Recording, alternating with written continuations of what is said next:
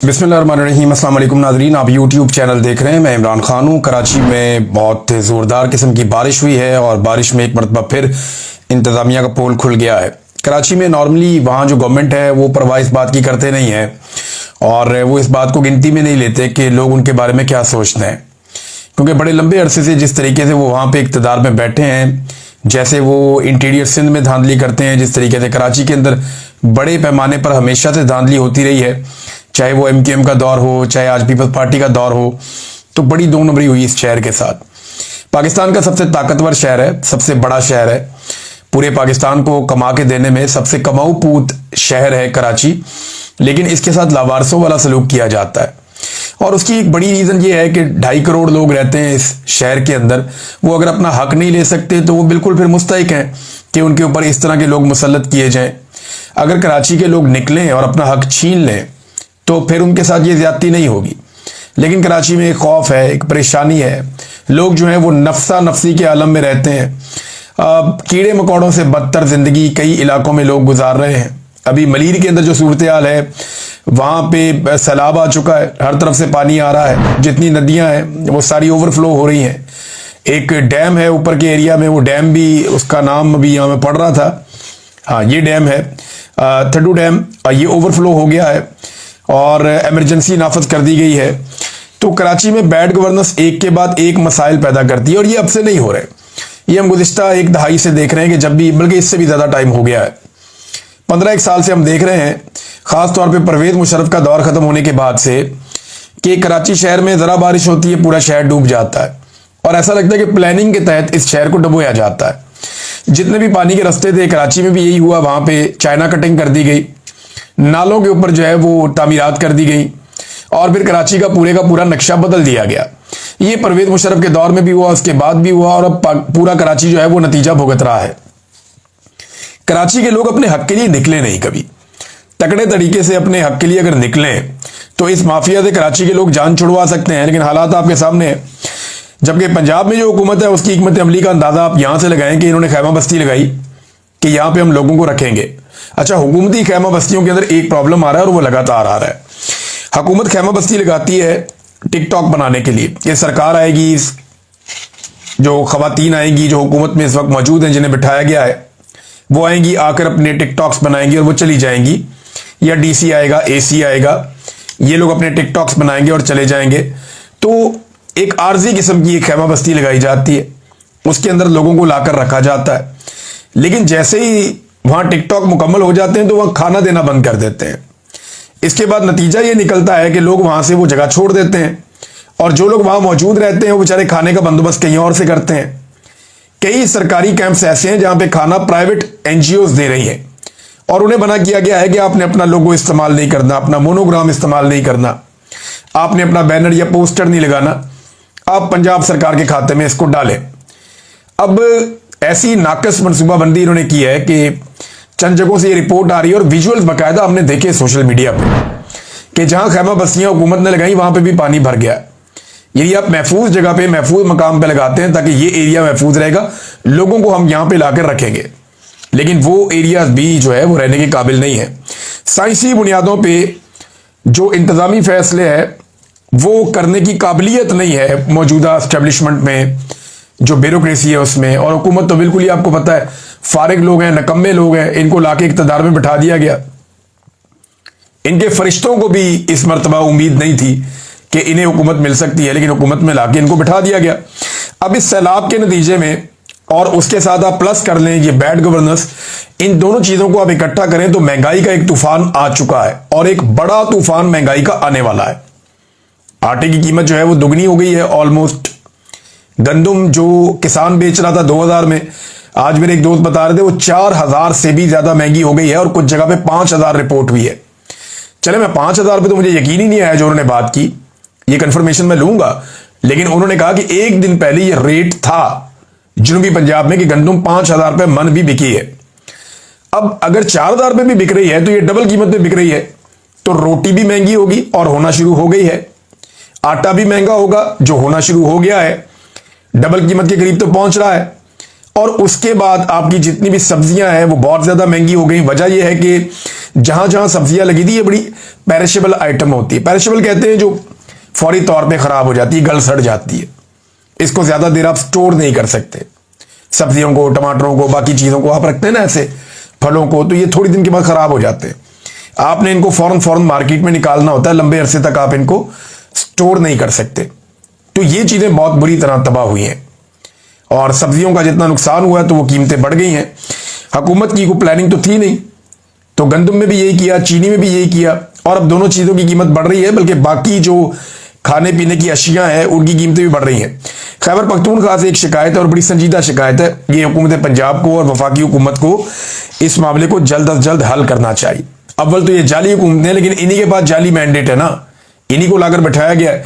तो पंजाब से खैबर पख्तूनख्वा में आटे की सप्लाई बंद की गई है। खैबर पख्तूनख्वा में आटे की किल्लत हो रही है तो वहां पर भी कीमत बढ़ रही है।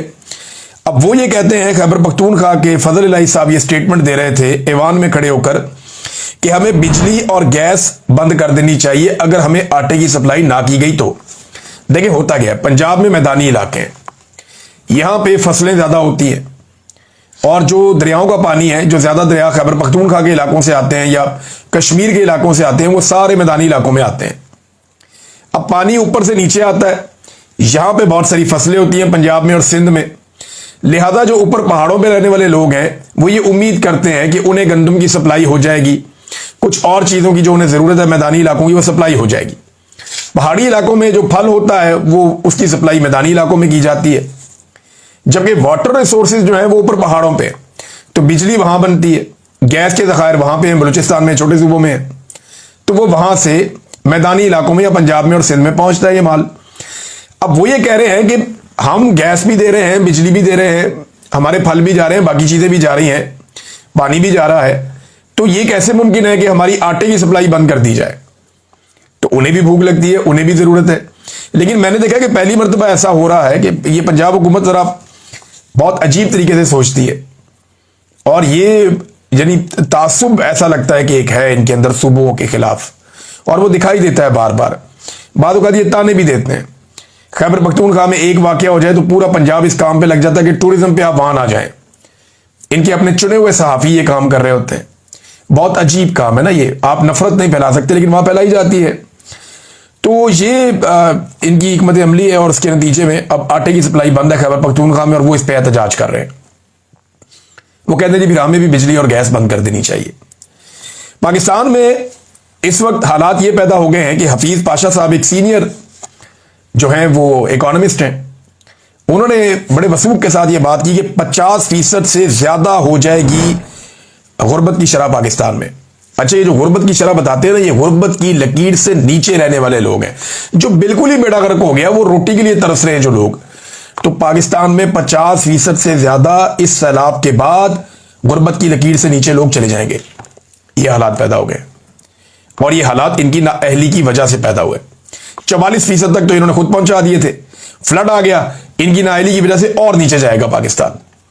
और जो 50% के अलावा है वो बहुत खुशहाल नहीं है, चंद फीसद लोगों को निकाल के। मिडिल क्लास रुल गई है, लोअर मिडिल क्लास वो भी रुल गई है, अपर मिडिल क्लास जो है उसकी भी क़ुव्वत खरीद मुतासर हो गई है। ये सिर्फ एलीट जो है वो इस वक्त सर्वाइव कर रही है, या अपर मिडिल क्लास जो है वो कुछ हद तक सर्वाइव कर रही है, बाकी तो परेशानी है। अब हालात ये हैं कि जो चावलों की फसल पाकिस्तान की तबाह हुई है, उससे पाकिस्तान को जो एक्सपोर्ट्स के अंदर कमी आएगी। जो चावल पाकिस्तान बाहर भेजता है वो $3 अरब है, ये बहुत बड़ी अमाउंट है। फिर टेक्सटाइल के अंदर जो पाकिस्तान को नुकसान होगा कपास की वजह से, जो फसल हमारी तबाह हो गई, वो लगभग $2 से $3 अरब का है। और इसके अलावा ये बताते हैं कि बाहर से आपको कपास मंगवानी पड़ेगी जिसको आप अपनी टेक्सटाइल में इस्तेमाल करेंगे, तो उसका आपको इंपोर्ट बिल पड़ेगा। तो ये सारा मिला के $7 अरब का चावल और कपास में सिर्फ पाकिस्तान को बड़ा नुकसान हो रहा है, जबकि 12.5 करोड़ से जायद की आबादी पाकिस्तान की गुर्बत की लकीर से नीचे जा चुकी होगी आने वाले दिनों में, हफीज पाशा साहब कह रहे हैं। तो नाजरीन, ये है अभी पाकिस्तान की सूरत हाल और यहां पे इन्होंने पाकिस्तान को पहुंचा दिया। आमिर मतीन साहब ने यहां पे एक ट्वीट किया है, वो बहुत इंपॉर्टेंट है, मुझे आपको पढ़ के सुनाना पड़ेगा, सीनियर जर्नलिस्ट हैं। वो ये कहते हैं असली सैलाब तो इस सैलाब के बाद आएगा। तबाह हो गया किसान, जिसकी वजह से तबाह हो गई है मईशत भी। हाकिमों को अंदाजा ही नहीं है कि इसके बाद इनके साथ क्या होने वाला है। और ये गुस्सा और नुकसान किसी दूर दराज छोटे कमजोर सूबों में नहीं हो रहा, ये पंजाब है, सेंट्रल और मशरकी पंजाब, यानी 5-7 करोड़ लोग जो मुतासिर हुए हैं।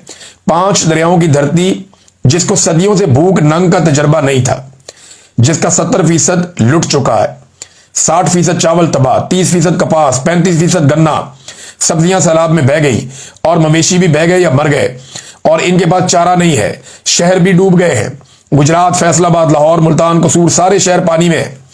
अब क्या होगा? 5 दरियाओं को धरती ने ऐसी आफत 100 साल में शायद कभी ना देखी हो। चाहे यह कुदरत हो, मगर दोषी तो हुक्मरान ठहराए जाते हैं। कसूर हमेशा उसका होता है जो हुक्मरान हो। शहबाज शरीफ या मरियम नवाज, ये लावा पकड़ा है, इसके बाद सब कुछ महंगा होगा। सब्जियां और अजनास 30 से 50% महंगे हो जाएंगे। अभी हो चुके हैं, वो ये कह रहे हैं। किसान लुट गए हैं खेती से और शहरी लुट जाएंगे महंगाई से। बड़ी खौफनाक उन्होंने एक सूरत-ए-हाल बताई है और ये गुस्सा कैसे निकलेगा, जरा इसके बारे में सोचें, आगे क्या होने जा रहा है। ये आमिर मतीन साहब के अल्फाज हैं, सीनियर जर्नलिस्ट हैं, बुजुर्ग सहाफ़ी हैं और वो नॉर्मली इतनी सख्त बात नहीं करते, लेकिन उन्होंने खुलकर बताया कि ये टिकटॉक से ये बला नहीं टलेगी और आपके लिए मुसीबतें बन जाएंगी। आपको जो काम करना था वो आप नहीं कर रहे, खुदारा टिकटॉक से जान छुड़ा लें। लाखों लोग और मवेशी मर रहे हैं, ऐसा 1000 साल में नहीं हुआ। इनकी मदद करें और अपनी ब्यूरोक्रेसी के सहारे ना रहें। तो ये जनाब आमिर मतीन साहब ने इनको नसीहत की है, लेकिन नसीहत पे ये अमल दरामद तो कम ही करते हैं क्योंकि मैंडेट नहीं है इनके पास अवाम का, ना ये अवाम के सामने जवाब दें। इमरान खान साहब ने जो ट्वीट किया वो मैं आपके सामने रखता हूं जेल से, क्योंकि उनकी मुलाकात हुई उनके वकला के साथ, तो वो जो अंदर बातचीत इमरान खान साहब ने की वो बाहर आके रिपोर्ट हुई। अब क्योंकि इमरान खान की बहन नहीं मिली तो आसिम मुनीर का नाम आपको इस ट्वीट में नहीं मिलेगा, मैंने तो अभी नहीं देखा। दुनिया में निज़ाम हुकूमत की बुनियाद इखलाकियात पर होती है, ये इमरान खान साहब कहते हैं, जबकि पाकिस्तान का इखलाकी निज़ाम हर सतह पर मुकम्मल तबाह कर दिया गया है। जमहूरियत का हुस्न भी इखलाकियात है, लेकिन आसिम ला के तहत मौजूदा निज़ाम में इखलाकियात की पस्ती के तमाम रिकॉर्ड टूट चुके हैं। ये नाम आ गया जी आसिम मुनीर साहब का। कुरान पाक में बारहा अमर बिल मारूफ व नही अनिल मुनकर का हुक्म दिया गया है। इस हुक्म की पैरवी करते हुए पूरी कौम का फर्ज बनता है कि हक के साथ और बातिल के खिलाफ डट जाए। मौजूदा निज़ाम जुल्म और इखलाकी गिरावट की वजह जिस डगर पर चल निकला है, इसका खात्मा यकीनन इसी निज़ाम की तबाही पर ही होगा। कौम को पैगाम देना चाहता हूं कि घबराना नहीं है, फतह आपकी ही होगी। अफगानिस्तान ना सिर्फ देरीना साथी है बल्कि बरादर इस्लामी मुल्क है। ऐसे में पूरी कौम और बिलखसूस खैबर पख्तूनख्वा हुकूमत का फर्ज बनता है कि मुश्किल की इस घड़ी में अफगानिस्तान के साथ इजहार यकजहती करें और जिस कदर मुमकिन हो उन्हें इमदाद फराहम करें। अली अमीन को एक मरतबा फिर से हिदायत करता हूं कि खैबर पख्तूनख्वा में अपने ही लोगों के खिलाफ जारी ऑपरेशन के खिलाफ खड़े हों। इस ऑपरेशन को हर हाल में रुकना चाहिए। तारीख से सबक सीखें। सिर्फ बैरूनी कुव्वतों की खुशनुदी के लिए अपने ही लोगों के खिलाफ फौजी ऑपरेशन से हालात बेहतर होने के बजाय मजीद बिगड़ेंगे। मौजूदा सैलाबी सूरत हाल में हमारे बिलियन ट्री मंसूबे की अहमियत और जरूरत का एक मरतबा फिर भरपूर अंदाजा हो रहा है। तहरीक इंसाफ ने मेरे विजन की रोशनी में बिलियन ट्री सुनामी का आगाज किया, जिसको Boris Johnson world economic forum समेत आलमी सतह पर शानदार पजीराई मिली। खैबर पख्तूनख्वा हुकूमत को हदायत करता हूं कि 10 बिलियन ट्री मुहिम पर असर नौ तवज्जो मरकूज करें। सोशल मीडिया भी इस जमन में आगाही मुहिम का आगाज करे ताकि दरख्त मौसमियाती तब्दीली के नतीजे में पैदा होने वाली तबाही के खिलाफ ढाल बन सके।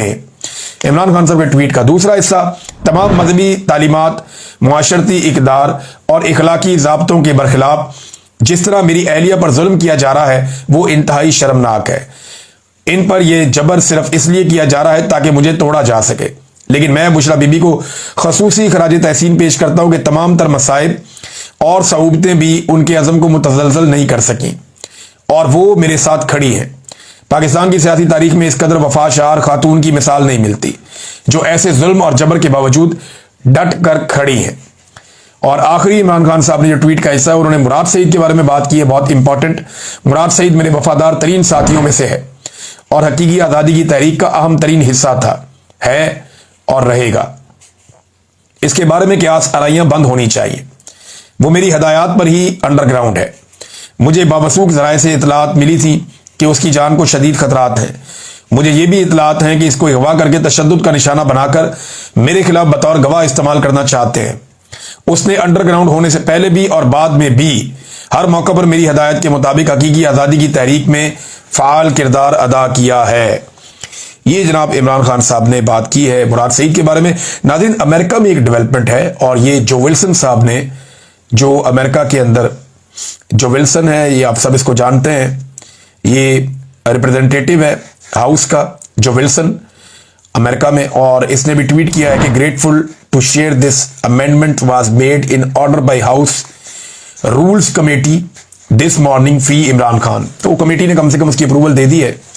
ये करने क्या जा रहे हैं कि जो भी मामला होंगे पाकिस्तानी और अमरीकी फौज के बीच में, उनमें जो सियासी कैदी हैं उनके बारे में और इमरान खान साहब के बारे में बात जरूर की जाएगी। तो ये कह रहे हैं जी कि एक स्ट्रेटेजी जो है वो दी जाएगी और ये बनाई जाएगी हिकमत अमली, और इसका लुबे लुबाब ये है कि अमेरिकन मिलिट्री टू मिलिट्री जो रिलेशन है पाकिस्तान के साथ, इन मामलात में और दीगर मामलात में इमरान खान का और जो पाकिस्तान में सियासी कैदियों का मामला है ये उठाया जाएगा। तो ये पाकिस्तान तहरीक इंसाफ की इसको एक कामयाबी के तौर पे आप ले सकते हैं, लेकिन अभी फर्क नहीं पड़ेगा। वजह यह है कि अमेरिका के साथ अभी मौजूदा हुकूमत और एस्टेब्लिशमेंट ने एक सोने, तांबे और रेयर अर्थ मिनरल का एक मुआहदा किया है जिससे वो बहुत खुश हैं, और डोनाल्ड ट्रंप फिलहाल पाकिस्तान के मौजूदा रजीम को अपने लिए फायदेमंद समझता है। लेकिन याद रखिएगा, इन चीज़ों का इम्पैक्ट आता है, ये लगातार एक खतरे के तौर पे मौजूद रहती हैं, वक्त आने पर ये सर पे हथौड़ा बन जाती हैं और अरमानों पर बिजली बनकर गिरती हैं। ये हमने माजी में होता हुआ देखा है और ये अब भी किसी वक्त भी हो जाएगा। तो हुकूमत इससे बेखबर नहीं होगी और ना उन्हें ज्यादा रिलैक्स रहना चाहिए। नाज़रीन, जो नेपाल में हुआ उसका पाकिस्तान के साथ अब मवाजना किया जा रहा है। 800 से जायद अभी तक लोग गिरफ्तार हुए हैं, फौज गिरफ्तारियां भी कर रही है। आर्मी चीफ ने अपील की है कि मुज़ाकरात किए जाएं और एहतजाज खत्म किया जाए। खबरें आ रही हैं कि वहां के आर्मी चीफ ने जो इक़्तिदार है वो संभाल लिया है। नेपालियों को जितना उन्होंने पहले जोर लगाया वज़ीर आज़म को और बाकी काबीना को निकालने के लिए, उससे ज्यादा जोर लगाना चाहिए आर्मी चीफ को टकाने लगाने के लिए, इसको हटाने के लिए बीच में से। उसकी वजह यह है कि ये बंदा अगर वहां बैठ गया आके डिक्टेटर, तो नेपाली पहले से ज्यादा तंग हो जाएंगे। उन्हें पाकिस्तान के तजर्बात से फायदा उठाना चाहिए और उससे सीखना चाहिए कि डिक्टेटर आते तो ऐसे ही होते हैं कि जनाब हालात बहुत खराब है, मुल्क संभालने में आया हूं, फिर ये टिक कर बैठ जाते हैं और फिर किसी को कुछ नहीं मिलता और अवाम भी रुल जाती है। एक साबिक वज़ीर आज़म है नेपाल का, उसकी बीवी राज लक्ष्मी चित्राकार, ये जनाब जल के जाबाक हो गई है, मर गई ये भी। और उसकी वजह यह है कि मुजाहिरीन आग लगा रहे थे मुख्तलिफ बड़ी बड़ी इमारतों को, बड़े बड़े लोगों के घरों को। तो ये औरत अपने घर के अंदर मौजूद थी, एक साबिक वज़ीर आज़म की बीवी है, उस घर को आग लगी, ये वहां से बच नहीं सकी, ये वहां पे मर गई। आमिर मुगल साहब ने एक बड़ा इंटरेस्टिंग इसका मवाजना किया है। पाकिस्तान तहरीक इंसाफ के बड़े सरगर्म लीडर हैं। इन्होंने कहा जी कि पाकिस्तान की कुल आबादी 25 करोड़ है, जबकि कुल मुसल्लह फोर्सेस, फौज और पुलिस वगैरह सारे मिला के, पहला मिलिट्री सब, इनकी तादाद 17 लाख है। यानी कि हर 147 अफराद के ऊपर एक एहलकार है। जबकि नेपाल की कुल आबादी 3 करोड़ है और उनकी जो मुसल्लह फोर्सेज हैं सारी मिला के लगभग 2.5 लाख है। यानी वहां पे 118 अफराद पर एक मुसल्लह एहलकार है। पाकिस्तान में 147 पर एक है और नेपाल में 118 पर एक है। इसके बावजूद आज नेपाल के दरो दीवार अवामी ताकत के आगे लर्जा हैं, क्योंकि वहां के नौजवान सोशल मीडिया के साथ साथ ग्राउंड पर भी उतनी ही मेहनत करता है और मार खाता है। पाकिस्तानी नौजवानों, इमरान खान तुम्हारी खातिर 72 साल की उम्र में मार खा रहा है, तुम कब निकलोगे, ये सवाल उठा है। बहुत सारे लोग कह रहे हैं जब तक पाकिस्तानी इस तरह नहीं निकलेंगे तब तक बात नहीं बनेगी। देखें, 4 मुल्कों में तो हमारे आसपास जो है वो दुर्गत बन गई हुक्मरानों की और जूतियां छोड़ के भागे सारे। श्रीलंका में, बांग्लादेश में, नेपाल में, अफगानिस्तान में, यहां तो हो गया मामला। अब मामला पाकिस्तान में कब होगा? देखिए, माहौल तो पूरा तैयार है। मिलिट्री एस्टेब्लिशमेंट से लोग शदीद नफरत कर रहे हैं, साथ ही साथ लोग शदीद नफरत कर रहे हैं जो मौजूदा हुक्मरान इस वक्त मौजूद हैं, और हुक्मरानों ने लोगों की ऐसी तैसी फेरने में कोई कसर भी नहीं छोड़ी हुई। तो किस वक्त लोगों का पारा हाई हो जाए इसके बारे में हम कुछ कह नहीं सकते, लेकिन ये होना है अल्टीमेटली, क्योंकि जुल्म बहुत बढ़ गया है। अंदाजा करें जो लोग सिर्फ रिपोर्ट करते हैं उनके साथ क्या होता है। शाकिर एवान साहब, ये बड़े अच्छे जर्नलिस्ट हैं, बड़े शानदार जर्नलिस्ट हैं, कोर्ट रिपोर्टिंग करते हैं, सोशल इवेंट्स की रिपोर्टिंग करते हैं, पॉलिटिकल रिपोर्टिंग करते हैं, और इनका अपना एक अंदाज है बात करने का। तो शाकिर एवान साहब जो हैं उनके साथ जुल्म और बर्बरियत की जा रही है। पहले उन्हें नौकरी से निकलवाया गया, उन्हें 2 मरतबा अगवा किया गया, उन्हें बार बार जो है वो हरासा किया गया, और ज़हीम लगारी साहब के साथ भी यही हुआ, दीगर सहाफ़ियों के साथ, शेख आगा सरवर के साथ लाहौर में यही हुआ। अब उनके बैंक अकाउंट, शनाख्ती कार्ड, मोबाइल अकाउंट, ये सारे ब्लॉक कर दिए गए। आप अंदाजा करें कैसा जालिम रजीम है ये, कि आप अगर हुक्मरानों की करप्शन को, बेईमानी को और 2 नंबरियों को एक्सपोज करेंगे तो इसके नतीजे में रोजी रोटी बंद कर दी जाएगी। और यही सारा कुछ इन बाकी मुल्कों में हो रहा था। फिर देखा ना अवाम ने कैसे लितरॉल की है। तो मुझे लगता है पाकिस्तान में भी एस्टेब्लिशमेंट और हुकूमत की इसी तरह की दुर्गत बनेगी जिस दिन अवाम खड़े हो जाएंगे, और एक दिन खड़े हो जाएंगे। इसमें देर सवेर हो सकती है, लेकिन अल्टीमेटली ये होना है। पाकिस्तान तहरीक इंसाफ के लीडरों को दोबारा सजाएं सुनाई जा रही हैं। शाह मोहम्मद कुरैशी साहब बरी हुए हैं। एक और जी आपके जज साहब के स्क्वाड की गाड़ी को आग लगा दी थी। सारा कुछ पाकिस्तान तहरीक इंसाफ पे डाल रहे हैं, और उन्हीं लीडरों पे डाल रहे हैं जिन पे पहले बहुत सारे मुकदमों में सजाएं उनको दी गई हैं। यहां दोबारा से महमूद रशीद साहब, यास्मीन राशिद साहबा, एजाज चौधरी साहब, उमर चीमा साहब और बाकी लोग, खदीजा शाह को 5 साल सजा सुना दी गई। वो खातून बेचारी, वो उनको फिर 5 साल सजा हो गई, 10-10 साल बाकियों को सजा हो गई। शाह मोहम्मद कुरैशी साहब और कुछ लोग जो है वहां पे बरी हुए हैं। तो ये है नादरीन यहाँ की सूरत हाल। एक खबर और है नादरीन, और ये बड़ी इंपॉर्टेंट खबर है। मैं चाहूंगा इस पे डिटेल में हम बात करें, लेकिन मैं 2 खबरें आपके सामने रख चाहता हूं, बाद में इस पे बात करेंगे। एक तो पाकिस्तान में जो मंशियात की पैदावार है ये बहुत बढ़ गई है, आलमी सतह पे इस पे बात होना शुरू हो गई। दूसरा, पाकिस्तान के जो अवाम है उनकी जासूसी की जा रही है और बड़े पैमाने पर की जा रही है, और डाटा चोरी की वारदातें हो रही हैं। अब इसके ऊपर लोगों की आंखों में धूल झोंकने के लिए एक नोटिस तो लिया गया है, लेकिन ये पाकिस्तान में खेल क्यों खेला जा रहा है और हम सारे कैसे पाकिस्तान में गैर महफूज है, ये चीजें मैं आपको बताऊंगा नेक्स्ट किसी वीलॉग में। राणा सनाउल्लाह साहब ने बयान दिया, पीटीआई का सियासी कैरियर खत्म हो गया, लेकिन आप देखिएगा कल राणा सनाउल्लाह साहब दोबारा पाकिस्तान तहरीक इंसाफ पे और इमरान खान साहब पे बयान देंगे। करियर खत्म हो गया तो बस करें ना, लेकिन आप देखिएगा करियर खत्म नहीं हुआ, बार बार उनको स्टेटमेंट इन्हीं पे देना पड़ेगा। अब तक के लिए इतनी, अपना ख्याल रखिएगा, अपने चैनल का भी। अल्लाह हाफ़िज़।